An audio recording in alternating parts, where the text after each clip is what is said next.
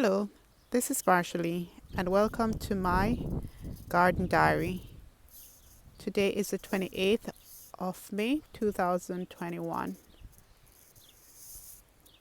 and today I'd like to focus on one of my garden surprises,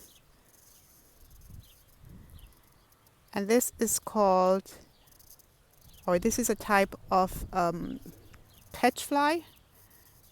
So it's called sticky Catchfly or Clammy Campion. And it's a garden surprise because I did not plant this plant in the garden, and I don't know where it came from. It just appeared about 3 years ago, and so I left it. It's at the exact place. I didn't move it or anything like that. I just left it where it was or where it is right now. And yet it just keeps coming back every year. So these are pretty small blooms, but they're quite vibrant, so I can see them from far away. And the reason why I think it's called sticky or clammy is because if you touch the plant, then it's quite sticky, or your finger get a bit, not sticky in that it's not liquid sticky. It just feels sticky, but there's no residue on your fingers or anything like that when you touch it. So it's not like sugary sticky. It's just will stick to clothes or stick to your finger a little bit. So this is related to the other catchfly that I have in my garden. So this catchfly, or it's also called Campion, is taller than the other one that I showed in another video.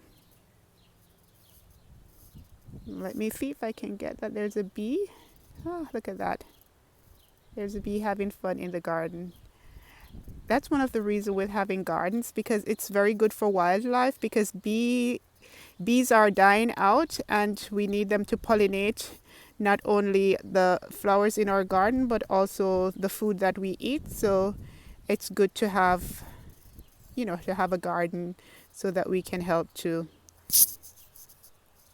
create habitats for the bees. Ah, look at that.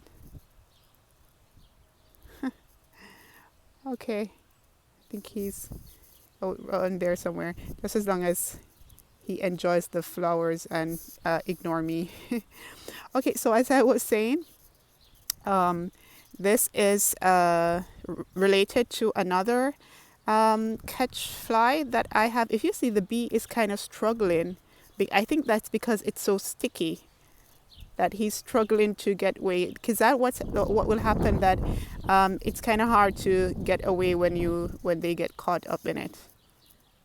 Oh, okay, so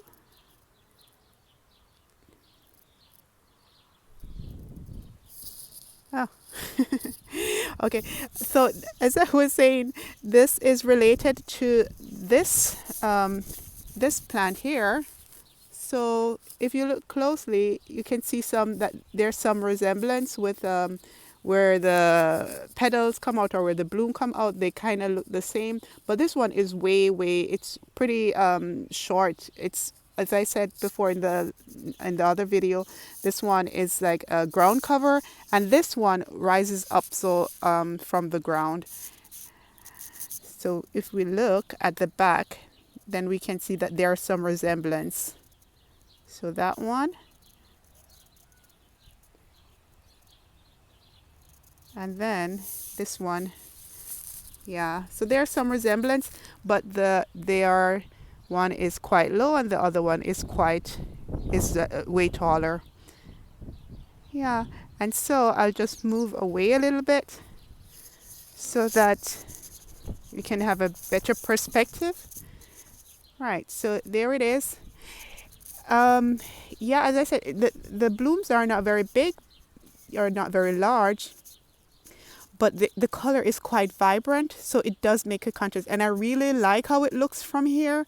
So I can see the white catchflies in the background, and they're quite low, and then the pink ones just rise up without any foliage, because the foliage is at the bottom. And so, you know, even though the blooms are small, then they are really showy. You can see the blooms because there's nothing at the top competing for the blooms. There are no leaves at the top completing for the bloom. So I quite like that. And if I step away a little bit then and frame it, then you can see that I have quite a lovely picture.